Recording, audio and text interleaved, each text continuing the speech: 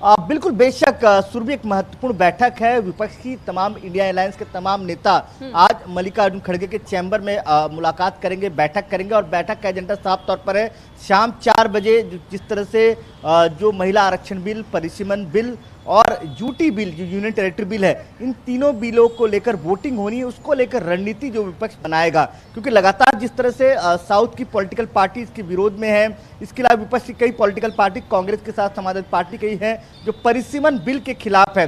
इन तमाम मुद्दों को लेकर एक महत्वपूर्ण बैठक बुलाई गई। इस बैठक में रणनीति तय की जाएगी कि किस तरह से सरकार को घेरा जाए और साथ ही साथ जो लगातार सरकार 2/3 वोट जुगाड़ करने पे लगी है, या तो कहा जाए बहुमत बनाने में लगी है कि इस बिल को पास करा लिया जाए, उसको किस तरह से बिल को नकारा जाए, या तो कहा जाए 182 जो सीट जो मत चाहिए विपक्ष को इस बिल को गिराने के लिए, वो किस तरह से रणनीति बनाया जाए, उसको लेकर एक महत्वपूर्ण बैठक है। क्योंकि तीनों बिल को पास कराना जरूरी है सरकार के लिए और सरकार चाहती है कि 2/3 मत जो है वो सरकार को मिल जाए, जिससे तीनों बिल पास हो जाए। लेकिन विपक्ष चाहता है कि परिसीमन बिल को लेकर सरकार स्पष्टीकरण करे। संसद 2011 को लेकर क्यों चर्चा कर रही है, संसद 2026 पे क्यों नहीं जो इम्प्लीमेंटेशन होना है 2029 के आरक्षण बिल, महिला आरक्षण बिल और परिसीमन, उस पर क्यों नहीं चर्चा हो रही, उसको क्यों नहीं इम्प्लीमेंट कर रहे हैं। इन तमाम मुद्दों को लेकर महत्वपूर्ण बैठक है। तमाम पॉलिटिकल पार्टीज की राय जानी जाएगी, उसके बाद जो है समीकरण तय किया जाएगा किस तरह से सरकार को संसद के अंदर घेरा जाए। क्योंकि लोकसभा में अगर आप देखेंगे तो सरकार के पास उतनी बहुमत नहीं है 2/3 की, जितनी बिल पास कराने की जरूरत है। तो ऐसे में विपक्ष लगातार यही प्रयास करेगा कि तमाम जो मुद्दे हैं खासतौर पर परिसीमन को लेकर वो मुखरता के साथ रखा जाए। कल भी प्रियंका गांधी हो, असदुद्दीन ओवैसी हो, या इसके अलावा शिवसेना की तरफ तमाम सांसद हो या गौरव गोगोई हो, तमाम लोगों ने अपनी बात रखी है और लगातार अपोज करते नजर आए हैं। तो ऐसे में अब देखना होगा कि सरकार के खिलाफ किस तरह की रणनीति जो है विपक्ष बनाता है। संसद में प्रधानमंत्री नरेंद्र मोदी भी कह रहे थे, गारंटी की बात वो कर रहे थे, लेकिन विपक्षी दलों का अब भी सवाल यही है कि आप गारंटी की बात करते हैं, आप कहते हैं कि काला टीका लगा देंगे। प्रियंका गांधी कह देती हैं कि भाई आप एक काम कीजिए, काले टीके का इस्तेमाल कर लीजिए। आप 543 जो सीटें हैं उस पर 33% का आरक्षण क्यों नहीं दे देते हैं? आपको इंतजार क्यों करना पड़ेगा? जब 2023 में बिल पास हो गया था तो आप फिर उसे लागू करने में इतना समय क्यों लगा रहे? अब आप परिसीमन की बात को लेकर के आए हैं तो 2029 तक मामला खींचेगा। कानूनी पेच अगर कोई फंस गया, किसी ने PIL डाल दी, तो फिर 2029 से भी आगे मामला जाएगा। बिल्कुल बेशक, यही विपक्ष लगातार सवाल खड़ा कर रहा है। विपक्ष ये कह रहा है कि जब आप ये कह रहे हैं कि 2011 के सेंसस के हिसाब से अब जो है महिला आरक्षण बिल को इम्प्लीमेंट करेंगे, परिसीमन जो है वो 2011 के सेंसस के आधार पर जो है वो जो हुआ है उसके आधार पर हम सीटें बढ़ाएंगे। तो सरकार, विपक्ष ये कह रहा है कि साउथ की समीकरण क्या है? साउथ को लेकर सरकार गारंटी दे रही है, प्रधानमंत्री नरेंद्र मोदी कह रहे हैं कि मैं गारंटी देता हूं कि जो सीटें हैं वो बेहतर होंगे, 50% बढ़ाया जाएगा। तो फिर विपक्ष लगातार सवाल ये कह रहा है कि जब आप 2011 सेंसस की बात कर रहे हैं तो और फिर कह रहे हैं 50% बढ़ाएंगे, तो किस आधार पर बढ़ाएंगे आप? उसका रूपरेखा क्या है आपके पास? आप किस आधार पर जो है 50% बढ़ाने की बात कर रहे हैं? और सबसे महत्वपूर्ण है कि विपक्ष में जो पॉलिटिकल पार्टीज है जो साउथ में है खासतौर पर, वो लगातार कह रही है कि हमारे साथ तो नाइंसाफी होगी। अगर 2011 के सेंसस को आप मानते हैं तो हमारी गलती क्या है? हमारी गलती क्या है कि हमने जनसंख्या कम कर ली है, जनसंख्या को नियंत्रण कर लिया है, तो क्या वो गलती हमारी है? अगर ऐसे में अगर आप जो है आरक्षण देंगे तो नुकसान तो हमारा होगा। तो इस मामले को लेकर लगातार जो है अब विवाद हो रहा है। जब साउथ के लोगों का भी यही कहना है कि जनसंख्या नियंत्रण की बात कही जा रही थी सरकार की ओर से, अब जब साउथ के लोगों ने जनसंख्या को वाकई नियंत्रित किया और वहां पर जो इस वक्त स्ट्रक्चर दिखाई देता है वो प्रॉपर स्ट्रक्चर के साथ में वो काम कर रहे हैं, आगे बढ़ने का काम कर रहे हैं, और इसी वजह से उनकी ओर से पूछा जा रहा है कि इसमें हमारी गलती क्या रही? क्या हमने उस आधार को हमने फॉलो किया जो कि सरकार की ओर से बताया गया था और ये बार बार हवाला दिया जाता था कि आप जनसंख्या को नियंत्रित कीजिए, रिसोर्सेज की कमी किसी को ना होने पाए। हमने जब वो फॉलो कर लिया, आज आप हमें धोखा देने का काम कर रहे हैं।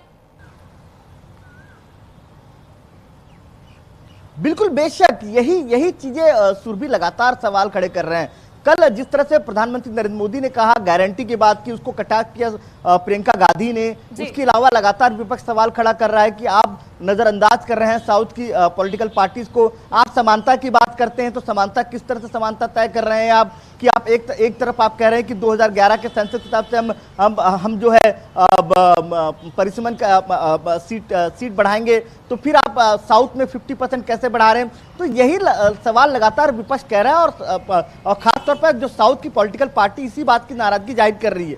तो इसी को लेकर जो समीकरण तय करना है कि विपक्ष किसके साथ मौजूद है, सरकार के साथ। अगर सरकार की तमाम तीनों बिलों के साथ कन्विंस होता है तो क्या ये बिल पास हो जाएगा? अगर बिल पास हो जाएगा तो इम्प्लीमेंटेशन कैसे होगा 2029 में? हाउ कैन पॉसिबल दैट कि ये बिल पास हो जाए, ये सवाल विपक्ष कह रहा है।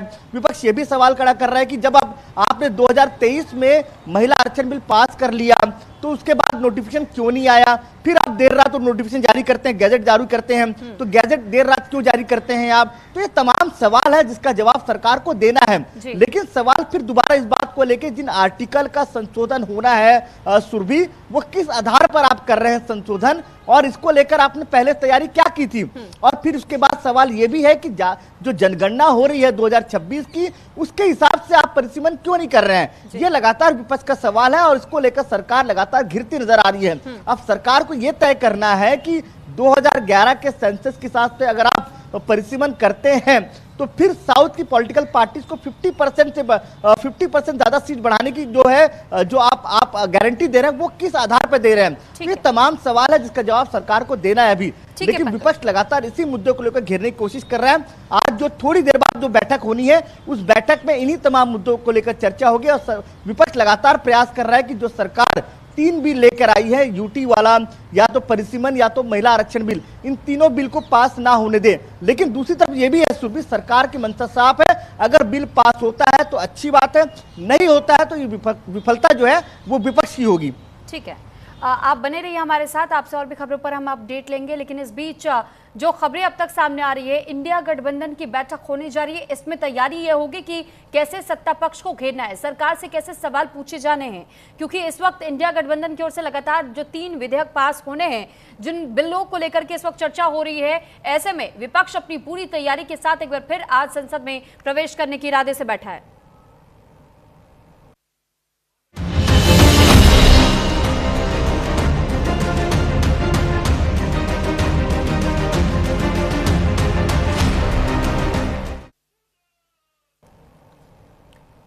तो संसद के 3 दिन के विशेष सत्र का आज दूसरा दिन है, जिसमें महिला आरक्षण परिसीमन पर शाह जवाब देंगे।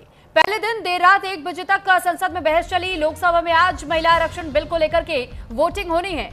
लोकसभा में आज 3 बिल पर वोटिंग होनी है और 3 बिल को लेकर के जो वोटिंग की प्रक्रिया बताई जा रही है, उसके लिए समय सीमा तय की गई है शाम 4 बजे, यानी 4 बजे वोटिंग होगी और उसके बाद ये तय हो पाएगा कि क्या ये बिल कानून का रूप आगे लेंगे या नहीं, ये यहां से पास होते या नहीं। स्पेशल सेशन में लंबी बहस के बाद से वोटिंग शुरू होगी। तो महिला आरक्षण और परिसीमन से जुड़े हुए 3 बिलों को लेकर के आज लोकसभा में दूसरे दिन चर्चा होनी है। अमित शाह इस पर जवाब देंगे और कल उन्होंने ये कहा था कि परिसीमन को लेकर के विपक्ष के जितने भी सवाल हैं वे केजी के बच्चों की तरह उन्हें समझाएंगे। शाम 4 बजे तीनों बिल पर वोटिंग कराई जाएगी। लोकसभा स्पीकर ने बिलों पर चर्चा के लिए 15 घंटे का समय तय किया। कल करीब 12 घंटे तक पक्ष और विपक्ष के सांसदों ने अपनी बात रखी। कांग्रेस की तरफ से प्रियंका गांधी, गौरव गोगोई, वेणुगोपाल ने बिल के विरोध में अपनी बातें कही। प्रियंका ने कहा कि असम की तरह देश भर की सीटों की काट छांट की जाएगी। पीएम ने भी करीब 35 मिनट का भाषण दिया। उन्होंने कहा परिसीमन में किसी भी राज्य के साथ भेदभाव नहीं किया जाएगा, ये मोदी की गारंटी है और वादा है। विपक्ष इसका क्रेडिट ले सकता है। प्रधानमंत्री नरेंद्र मोदी की ओर से यह तक दावा किया गया कि वो क्रेडिट के लिए तो ब्लैंक चेक तक साइन करने को तैयार है। हालांकि वहीं दूसरी तरफ हमने ये भी देखा कि गृह मंत्री अमित शाह की ओर से भी ये बताया और समझाया गया कि अगर किसी को ये बात नहीं समझ में आ रही कि किस तरीके से ये सीटें जो बंटवारा होगा उसका किस आधार पर किया जाएगा, तो उसके बारे में भी उन्होंने डिटेल में पूरी जानकारी साझा की। तो देखिए, महिला आरक्षण अधिनियम 2023 लागू है और ऐसे में केंद्र की तरफ से अब जारी किया गया है नोटिफिकेशन। 2023 का अधिनियम लागू करने का नोटिफिकेशन जारी हुआ है। तो ये बड़ी खबर इस वक्त आपको बता रहे, केंद्र की तरफ से एक नोटिफिकेशन जारी किया गया है। 2023 का यह अधिनियम लागू करने का नोटिफिकेशन जारी हो चुका है। तो महिला आरक्षण अधिनियम 2023 लागू कर दिया गया है और केंद्र की तरफ से जारी किया गया यह नोटिफिकेशन।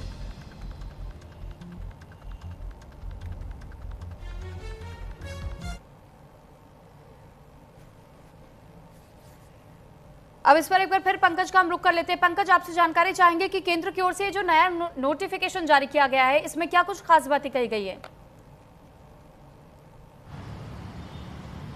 देखिए, 2023 में महिला आरक्षण बिल जिस तरह से लोकसभा और राज्यसभा में पास हुआ था और उसके बाद से ये माना जा रहा था कि ये बिल जो है नोटिफाई बहुत जल्द हो जाएगा, लेकिन ये बहुत लंबा समय लग गया और नोटिफाई नहीं हुआ और उसके बाद संशोधन बिल लाया गया। तो विपक्ष ने लगातार सवाल खड़ा किया। कल संसद में भी सवाल पूछा गया कि जब 2023 में आपने बिल पास कर दिया, नोटिफाई क्यों नहीं किया? तो कल देर रात इसे नोटिफाई किया गया, लेकिन सबसे महत्वपूर्ण है कि 2023 के जो नोटिफिकेशन है, जो बिल है, जो कल नोटिफाई किया गया है, उसमें सबसे महत्वपूर्ण है कि 2027 के जो सेंसस है उसके आधार पर जो है वो जो है आरक्षण जो है वो लागू होगा।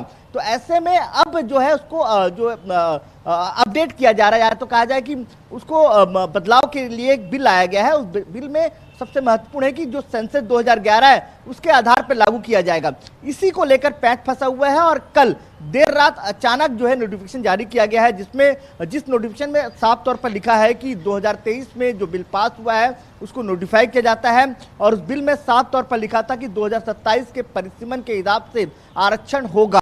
तो ऐसे में अब साफ है, विपक्ष इसी को सवाल खड़ा कर रहा है कि आपने ऐसे वक्त पे जब पहले तय हो चुका था कि 2027 के परिसीमन के हिसाब से जो है आरक्षण होगा, उसके बाद फिर अचानक आपने नया बिल लेके आ जाते हैं और उसको अब पेश करते हैं और उसके बाद आप कहते हैं कि अब एग्जैक्टली 2011 के हिसाब से अब सेंसस होगा और 2011 सेंसस के हिसाब से जो है अब बिल को पास किया जाएगा। तो इसी को लेकर लगातार जो है गतिरोध बना हुआ है। अब ये देखना होगा कि क्या अब विपक्ष भी इस मुद्दे को अब संसद में उठाएगा। लेकिन जिस तरीके से सरकार की ओर से इस बात पर दावा किया जा रहा है, गारंटी दी जा रही है, एक तरफ आप नोटिफिकेशन जारी करके 2027 का सेंसस को लागू करने की बात करते हैं कि उस सेंसस के हिसाब से आरक्षण तय होगा, दूसरी तरफ आप कहते हैं कि 2011 के सेंसस के हिसाब से आरक्षण तय होगा। तो ये कहीं ना कहीं वो अब इस तरीके की स्थिति को दिखाता है कि कैसे सरकार खुद ही कंफ्यूज्ड है कि आखिर वो कदम क्या उठाना चाहती है। विपक्ष भी बार बार यही सवाल पूछ रहा है कि आप लोगों के पहले भी ऐसे कुछ स्टेप्स रहे, या तो कोई बिल आपको वापस लेना पड़ा या तो आपको उसके लिए विरोध का सामना करना पड़ा। आप पूरी प्रॉपर प्लानिंग के साथ में क्यों नहीं जमीनी स्तर पर उतरते हैं? 2023 में जब ये बिल आपने पास किया, हर जगह से पास हो गया, तो फिर लागू करवाने के लिए, उसे लागू करने से पहले उसमें संशोधन आप कर रहे हैं। तो ये तो कहीं ना कहीं आप भी वो भरोसा जीत नहीं पा रहे हैं क्या? बिल्कुल, बेशक यही सवाल है। और देखिए, सबसे बड़ा सुरभि इसमें एक और चीज बता दूं आपको कि कई ऐसे आर्टिकल है जिसका संशोधन करना है, जैसे आर्टिकल 81 जिसमें साफ तौर पर जो लोकसभा की सीटें बढ़ेंगी उसका संशोधन होना है, आर्टिकल 82 का संशोधन होना है, आर्टिकल 170 का संशोधन होना है, इसके अलावा आर्टिकल 330, 332 है। इन तमाम जो बिल है, जो आर्टिकल, इनके संशोधन होने हैं। इसको लेकर लगातार विपक्ष सवाल खड़ा कर रहा है कि आप अचानक इस तमाम संशोधन की बात क्यों कर रहे हैं, जब आपने पहले ही तय कर लिया। जब 2023 में जब बहस हो रही थी तो उस वक्त भी विपक्ष लगातार ये कह रहे थे कि आप 2011 के सेंसस के हिसाब से इंप्लीमेंट कीजिए, लेकिन उन्होंने कहा कि 543 सीट है उसमें ही 33% आरक्षण दीजिए। तो फिर आप ये सीटें क्यों बढ़ा रहे हैं? आप परिसीमन करना है तो 2026 के जो जनगणना हो रही है, जो सेंसस हो रहा है, उसके आधार पर कीजिए। तो यही सवाल लगातार घूम फिरकर विपक्ष उठा रहा है और इसी को लेकर सरकार को आज जवाब देना है। खैर, गृह मंत्री अमित शाह ने साफ तौर पर कहा है कि केजी की तरह एक आर्टिकल को लेकर, एक मसौदे को लेकर हम समझाएंगे कि किसमें क्या बदलाव हो रहा है, किस तरह से इंप्लीमेंट हो रहा है और क्या महत्वपूर्ण है इस बिल में लेकर। तो अब देखना यही है कि अब किस तरह से आगे इंप्लीमेंटेशन होता है, क्या ये बिल सच में पास हो जाएगा या सरकार की मंशा कुछ और है। ठीक है, लेकिन पंकज, इसमें एक बात ये भी गौर करने वाली है कि जो साउथ के लोग हैं उनकी तरफ से यही मुद्दा उठाया जा रहा है कि जो अब तक उत्तर प्रदेश में 80 सीटें हुआ करती थी लोकसभा की, अब अगर ये वर्तमान स्थिति की बात कर रहे हैं, लेकिन अगर प्रस्तावित सीटें जो बताई जा रही है वो लगभग 120 के आसपास की है, सबसे ज्यादा सीटें उत्तर प्रदेश के खाते में जा रही है, तो इसी से तो आपत्ति जताई जा रही है साउथ की ओर से भी कि अगर हमने जनसंख्या कंट्रोल की, आप कह रहे 2011 के सेंसस के आधार पे होगा, नोटिफिकेशन में 2027 के सेंसस का जिक्र आप कर रहे हैं, तो पहले तो वो द्वंद्वाभास आपके खुद के बयानों में, खुद के नोटिफिकेशंस में दिखाई देता है। दूसरी तरफ अगर हमने आपके कही हुई चीजों का पालन किया, एक रूल रेगुलेशन की बात आप कहते थे, हम दो हमारे दो, अगर हमने उस चीज का पालन करते हुए जनसंख्या को लिमिट किया, तो फिर आप हम पे इस तरीके से रोक कैसे लगा सकते हैं? आप हमारा वो हक कैसे छीन सकते हैं? इसको स्पष्ट कैसे कर पाएगी सरकार? बिल्कुल बेशक सुरभि, देखिए दो ही सवाल है इसमें लगातार कि आप एक तरफ कह रहे हैं कि 2011 के सेंसस के हिसाब से हम जो है परिसीमन कर रहे हैं, तो फिर उसके बाद साउथ की जो सीटें हैं उसको लेकर आप 50% बढ़ाने की बात कर रहे हैं। मेरे पास वो आंकड़े हैं जो सरकार ने जारी किए हैं, उसके हिसाब से कर्नाटका में मौजूदा स्थिति में 28 सीटें हैं, जब सीटें बढ़ेंगी उसके हिसाब से 42 हो जाएंगी, कर्नाटका में 50% बढ़ाया जाएगा, आंध्र प्रदेश में 25 है वो बढ़कर 38 हो जाएंगी, 38 हो जाएंगी, उसके अलावा तेलंगाना में 17 है वो 26 हो जाएंगी, और तमिलनाडु में 39 है वो 59 हो जाएगी, और केरला में 20 है वो 30 हो जाएंगी। तो मौजूदा स्थिति में 129 सीटें हैं और उसके बढ़कर 195 यानी 195 सीटें हो जाएंगी।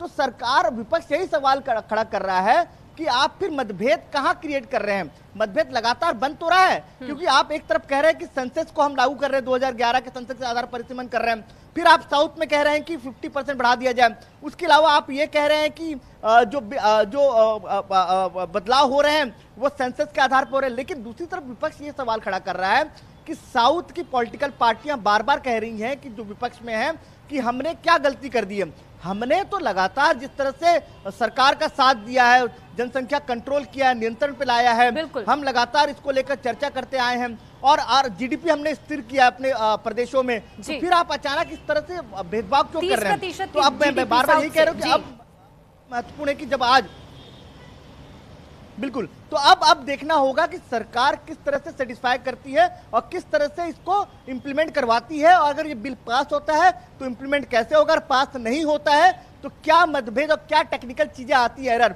वो महत्वपूर्ण होगा आज। ठीक है, आप बने रहिए हमारे साथ पंकज। इस बीच कुछ राजनीतिक प्रतिक्रियाएं भी सामने आ रही है, वो भी सुनाते हैं।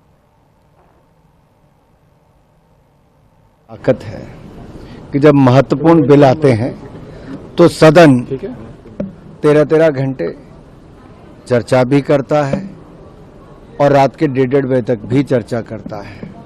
और जब ऐसा महत्वपूर्ण बिल आ रहा हो जिसके लिए 4 दशक तक इंतजार किया गया, जिसके लिए सोच संविधान बनने के समय, उस समय संविधान निर्माताओं ने भी रखी कि महिलाओं को जहां वोट का समान अधिकार होना चाहिए वह उनके लिए आरक्षण भी होना चाहिए, उसी सोच को पूरा करने के लिए जो 40 साल से पूरा नहीं हो पाया वो एनडीए की सरकार नरेंद्र मोदी जी के नेतृत्व में कर रही है। लेकिन विपक्ष के कुछ दल पतली गली से निकलने का रास्ता ढूंढ रहे हैं। हमारे देश के प्रधानमंत्री नरेंद्र मोदी जी को लगता है कि ये हक उन्हें जल्दी मिलना चाहिए और 2029 के चुनाव से मिलना चाहिए, नहीं तो अगर किसी भी कारण से इसमें उकचुक होती है तो ये आगे चला जाएगा, 10 साल के लिए चला जाएगा। इस समय परिसीमन, यूटी एक्ट, डिलिमिटेशन और साथ में नारी शक्ति वंदन अधिनियम की कॉन्स्टिट्यूशनल अमेंडमेंट इसलिए लाई जा रही है कि देश की मातृशक्ति को ये हक मिल सके कि वो देश की नीति निर्धारण में अपना नेतृत्व दे सके। इस कारण से ये विशेष सत्र भी बुलाया गया है। कि आज आदरणीय प्रधानमंत्री जी ने एक ब्रॉड अपील किया है। मुझे लगता है कि उस अपील के बाद कोई भी पॉलिटिकल पार्टी को किसी चीज का कंफ्यूजन में नहीं होना चाहिए, और जो भ्रम फैलाया जा रहा था उसका भी प्रधानमंत्री जी ने बहुत साफ शब्दों में कहा है, किसी राज्य को, किसी रीजन को कोई नुकसान नहीं होने वाला है। और इतना अच्छा प्रधानमंत्री ने अपील करने के बाद कंफ्यूजन का कोई जगह नहीं है। उसके बाद गृह मंत्री अमित शाह जी ने आंकड़े दे करके दक्षिण भारत में जो भ्रम फैलाया था उसको फिर साफ किया। इसके बाद भी अगर कोई पार्टी विरोध करता है तो राजनीति के अलावा वो कुछ नहीं कर रहा है। लेकिन हर हालत में इस नारी शक्ति वंदन अधिनियम को जो है पास करो। महिलाओं को रिजर्वेशन देना उनका अधिकार भी है और इस पार्लियामेंट का एक कमिटमेंट भी है जो माननीय प्रधानमंत्री जी 2029 में पूरा करना चाहते हैं और उसमें सबों को सहयोग करना चाहिए। देखिए, निश्चित रूप से आज एक ऐतिहासिक दिन है। जिस नारी शक्ति वंदन अधिनियम की चर्चा हम लोग सुनते थे, लोग अक्सर बातें करते थे, लेकिन आज माननीय प्रधानमंत्री नरेंद्र मोदी जी के अथक प्रयास से वो भारत की सच्चाई बनने जा रहा है। जिस तरह से राजनीति में हम लोगों ने महिला की भागीदारी बढ़ते हुए देखी है, चाहे वो पोलिंग बूथ पर हो, चाहे वो पॉलिटिकल कार्यकर्ता के माध्यम से हो, आज उनकी प्रतिनिधित्व बढ़ाने की बात कर रहे हैं। एक बार फिर से पंकज वानखेड़े का हम रुख कर लेते हैं। पंकज, जहां एक और एनडीए के तमाम दलों की ओर से तो इस बिल को पूरा समर्थन मिल रहा है, लेकिन विपक्षी दलों को भी ये कहना है, यहां तक कि अखिलेश यादव हो, डिंपल यादव हो, और हमने असदुद्दीन ओवैसी को भी सुना, प्रियंका गांधी को सुना, उन सभी की ओर से कहा जा रहा है कि हम इस बिल के खिलाफ नहीं है, हम महिला आरक्षण के खिलाफ नहीं है। क्योंकि अगर आप गौर करेंगे तो 1996 के समय से और जितनी बार इस बिल को लाने की बात कही गई, उसमें सबसे ज्यादा कांग्रेस ने अपना योगदान दिया और ये कहा कि हम तो इसकी विचारधारा को फॉलो करते हुए हम चाहते थे कि ये लागू हो जाए, लेकिन लागू नहीं हो पाया। 2023 में लागू हुआ तो इसमें नए संशोधन अब करते हुए 2029 की बात करें तो ये तो आप राजनीतिक चुनाव के लिहाज से आप देख रहे हैं और राजनीतिक गणित को साधने की कोशिश के तहत में आप इसे 2029 तक खींच रहे हैं। हम इसके खिलाफ है, हम परिसीमन के खिलाफ है। बिल्कुल बेशक। देखिए, लगातार जो सवाल खड़े हुए हैं वो इस बात को लेकर है कि जो देरी कर रही है सरकार। 2023 में अगर आपको याद होगा सुरभि, जब बिल ये पास हुआ था तब भी विपक्ष लगातार सवाल इसी बात पे खड़े कर रहा था कि आप जब बिल अभी पास कर रहे हैं तो इंतजार 2029 और 2034 तक क्यों करेंगे हम? 2029 के पहले इसको इंप्लीमेंट करवा देना चाहिए, जिसमें विधानसभा और लोकसभा में इसका फायदा उठे। 2024 के लोकसभा में तब भी सरकार ने साफ तौर पे कहा कि हम 2027 के परिसीमन के हिसाब से इंप्लीमेंट करेंगे। उसके बाद विपक्ष ने फिर सवाल खड़े किए। विपक्ष ने कहा कि आप जब अभी इंप्लीमेंट करने की बात कर रहे हैं तो 2011 का सेंसस क्यों ले रहे हैं? उसके अलावा तीसरा एक और महत्वपूर्ण जो विपक्ष लगातार सवाल खड़ा कर रहा है वो है कि महिला आरक्षण के अंदर ओबीसी आरक्षण क्यों नहीं है, उसमें सब क्लॉज क्यों नहीं लाया जा रहा है? सब क्लॉज चाहिए, एसटी एससी हो या ओबीसी हो, उसका सब क्लॉज होना चाहिए। इसको लेकर भी लगातार विपक्ष सवाल खड़े कर रहा है। तो इन तमाम मुद्दों को लेकर अब इंतजार करना पड़ेगा कि क्या सरकार इसको किस तरह से एक्सप्लेन करती है, क्योंकि सवाल तो बड़े हैं। क्योंकि लगातार विपक्ष जिस तरह से उस समय भी कह रहा था कि इंप्लीमेंटेशन अभी होना चाहिए, अब फिर आप उसको देरी की बात कह रहे थे कि 2027 के सेंसस के बाद इसको इंप्लीमेंट कराएंगे, फिर अचानक आप नया बिल लेके आते हैं। तो सरकार की मंशा को लेकर प्रियंका गांधी ने भी कल सवाल खड़े किए और आज भी माना जा रहा है कि विपक्ष इसी बात को सवाल खड़े करेगा कि आप राजनीतिक फायदा उठाने के लिए ही इस बिल को लाए हैं और इसलिए बिल को आप पेश करके पास करवाना चाहते हैं। लेकिन सरकार ने भी साफ तौर पर जो सूत्र बता रहे हैं कि ये बात तय कर लिया है कि अगर बिल पास नहीं होता है तो उसका खामियाजा विपक्ष के हुई भुगतना पड़ेगा, क्योंकि सवाल विपक्ष पे ही पूछा जाएगा कि आपने बिल का समर्थन क्यों नहीं किया। लेकिन विपक्ष बार बार ये कह रही है कि हम बिल के खिलाफ नहीं है, बिल के समर्थन में है। लेकिन बिल में जो जल्दबाजी दिखाई जा रही है उसको लेकर सवाल खड़े किए जा रहे हैं, जो बदलाव किए जा रहे हैं सेंसस को लेकर उसको सवाल खड़े किए जा रहे हैं।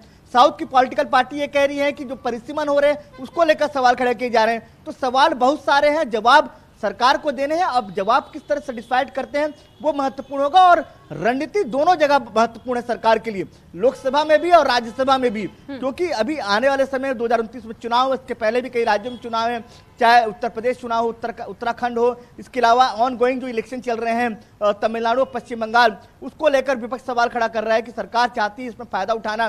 तो अब विपक्ष ये कह रहा है कि अब अगर आपको फायदा उठाना ही है तो स्पष्ट करें हमको कि क्या क्या आप क्लॉज में बदलाव कर रहे हैं और किस तरह से बदलाव कर रहे हैं। अगर आप बदलाव कर रहे हैं 50% बढ़ाने की बात कर रहे हैं साउथ में, तो बाकी 2011 का सेंसस किस तरह से आप लेके आ रहे हैं?